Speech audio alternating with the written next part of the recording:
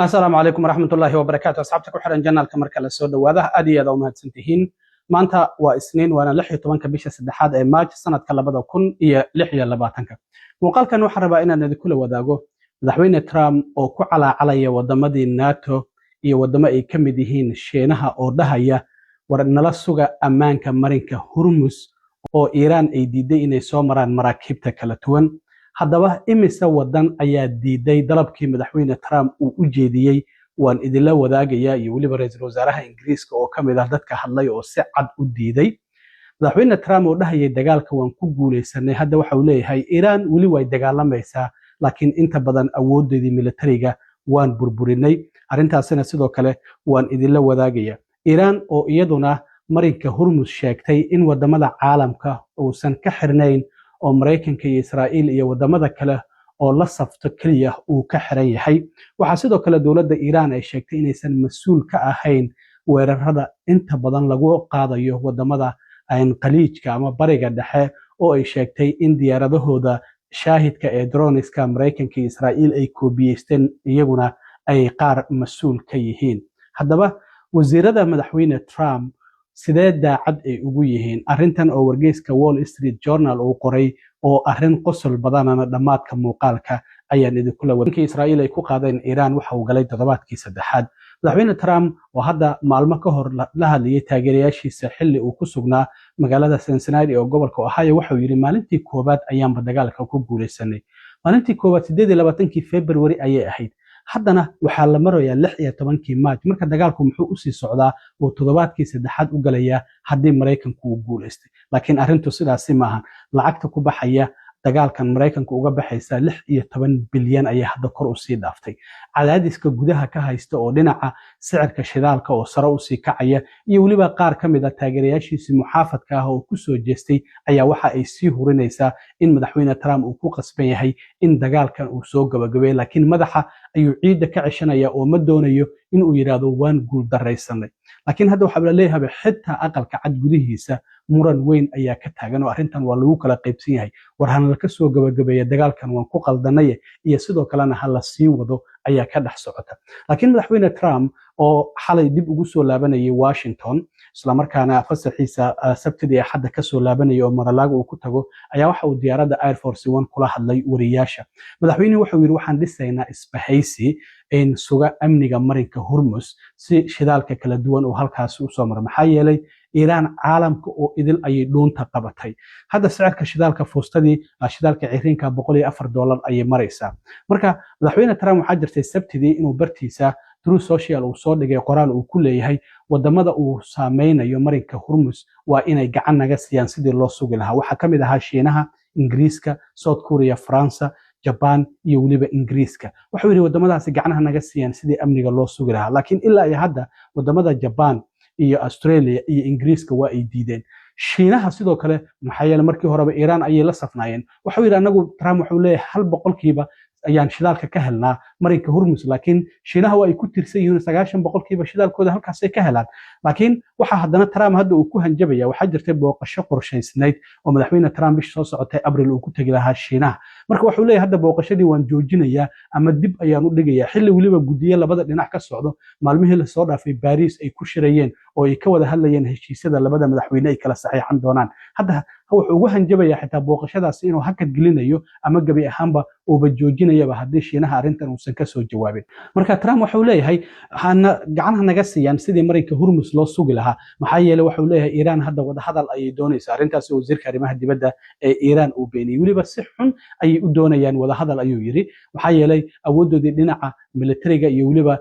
difaacooda cirka gabi ahaanba waan baabi'inay madaxdoodiina inta badan waan dilnay marka wuxuu leeyahay xogaa awood yar ku hartay wali way rafanayaan macnaha oo ay dagaalamayaan laakiin waxa uu leeyahay waan ka xoog badinay waayahay dagaalkan muxuu u sii socdaa Trump haddii aad ka xoog badisay Iran arinta la su'aasha la isweydiinayo waa taasi marka waxa jirta sidoo kale in Trump uu leeyahay marka wadamadaasi waa inay gacan naga siiyaan sidii aan marinka Hormuz aan u sugi lahayn laakiin hadda Australia iyo Japan iyo Ingiriiskuba arintaasi waa ay diideen ra'iisul wasaaraha Ingiriiska hadalkiisa waan idin maqashiin doonaa laakiin waxa uu sidoo kale leeyahay Trump NATO waa inay gacan naga siiyaan maxaa yeelay dagaalka Ukraine ayaan gacan ka siinay arrintaasina run maahan Trump waa kii wadamada Yurub uga baxay dagaalka markii uu isagu madaxweynaha noqdo xitaa yiri hubka adinkan idinka iibinayna NATO kadibna ka sii iibiya marka Trump waxa uu leeyahay haddii NATO aysan ka soo jawaabin arrintan amaba ay diidaan arrintaasi waxay saameyn ku yeelan doontaa mustaqbalka NATO Trump markii horeba ula booca ayuu ugu kutubayay NATO waxa uu dhahay lacagta ugu badan anaga ayaa ku bixina Mareykanka hadda marka haddii ay diidaan arrintan inay garab ku siiyaan sugidda amniga marinka Hormuz waxayba u badan tahay inuu yiraahdo Mareykanka NATO gabi ahaanba waa isaga baxay arrintaasina way dhici doontaa ogaada haddaba Trump oo diyaaradda Air Force One waliba xitaa guuxa la maqlaya raalli ahaada codka fasiix maahan bal ila daawada waxyaa wadamada qaabka ugu baaqaya xitaa su'aala la weydiiyo waxa la yiri ilaa hadda wadamo ka soo jawaaba ma jiraan maya ayuu yiri waayo xalay iyo maanta ayaanba wadamada bilownay inaan la hadalno laakiin wali wax nooga soo jawaabay ma jiraan Trump wuxuu ka yiri arrintaasi baaqa oo wadamadaasi u diray We're talking to countries about policing the straits because they are the ones, we don't get oil, very little, 1%, 2%. China, as an example, gets about 90% of its oil from the Hormuz Strait. And nice to have other countries police that with us. And we'll help, we'll work with them. Militarily, as far as I'm concerned, we've essentially defeated Iran. I guess they can have a little bit of fight back, but not much. Not much. They want to negotiate. They want to negotiate badly. I don't think they're ready. Just on what I'm hearing, they want to negotiate badly, as they should. But I don't think they're ready to do what they have to do. But I think they will be ready at some point. But we're doing very well with respect to that whole situation in Iran. We are talking to other countries about working with us on the policing of the strait. And I think we're getting good response. If we do, that's great. And if we don't, that's great too. But remember, like as an example, in many cases, they're NATO countries. We're always there for NATO. We're helping them with Ukraine. As many, it's got an ocean in between us. Doesn't affect us, but we've helped them. It'd be interesting to see what country wouldn't help us with a very small endeavor, which is just keeping the strait open. That, by comparison, it's small because Iran has very little firepower left. dhinaca kale ra'iisul wasaaraha Ingiriiska Sir Keir Starmer ayaa shir jaraa'id qabtay waxana uu sheegay in dagaalkan oo toddobaadkii saddexaad galay anaga wuxuu yiri way caddahay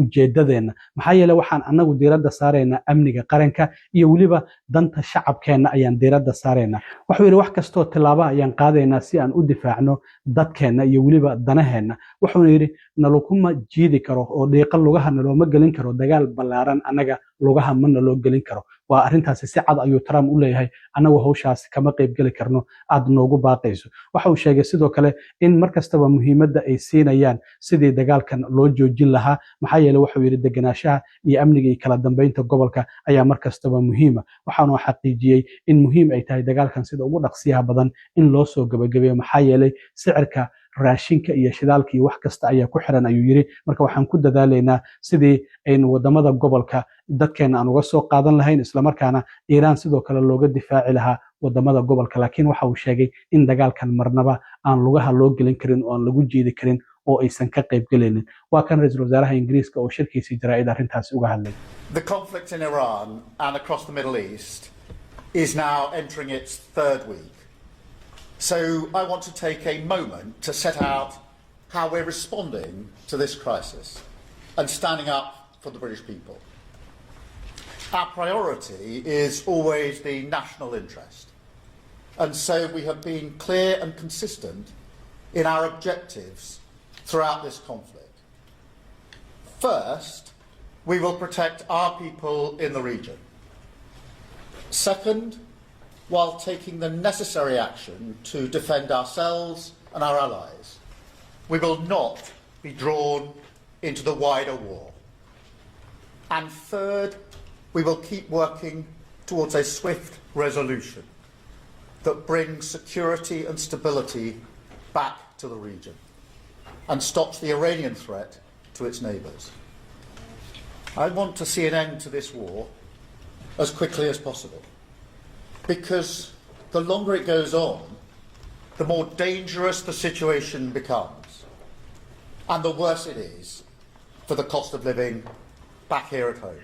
dhinaca kale sidoo kale madaxweyne Trump ayaa waxaa la weydiiyay dagaalkan goorma ayaad rajaynaysaa inuu istaago wuxuu yiri markaan anigu dareemo lafahigu marka ay dareemaan ayuu dagaalkan istaagaya sidoo kale madaxweyne Trump waxa uu hadda leeyahay marka wadamadaasi waa in gacan ay naga siiyaan sidii marinka Hormuz amnigiisa loo sugo macnaha waxay muuqataa anagu gacan ayaan ka taagnaa Trump waa kii hore u yiri maraakiibteena dagaalka ayaa soo galbinaysa maraakiibta halkaas soo marayso ma aysan suura gelin ciidamo 5,000 ka badan waa kii hadda u diray bariga dhexe oo hadda la leeyahay 2,000 oo kale ayaaba lagu daraya marka wali arrimahaasi waxba waa ay ka qaban laayihiin Iran iyo waliba sidii marinkaasi Hormuz loo furi lahaa Iran waxay tiri marinka Hormuz caalamka kama wada xirna waxa uu ka wada xiran yahay wadamada cadawgeena ee nagu soo duulay waa Mareykanka iyo Israa'iil iyo wadamadii kale oo garab siiya laakiin Shiinaha Ruushka iyo wadamadan kale oo Yurub waa ay mari karaan maxaa yeelay anagu dagaal kula ma jirno sidaasi ayaa dawladda Iran ay tiri sidoo kale dawladda Iran afayeen u hadlay wasaaradda arrimaha dibadda ayaa isaguna waxa uu sheegay in mas'uuliyadda dhamaanba weerarada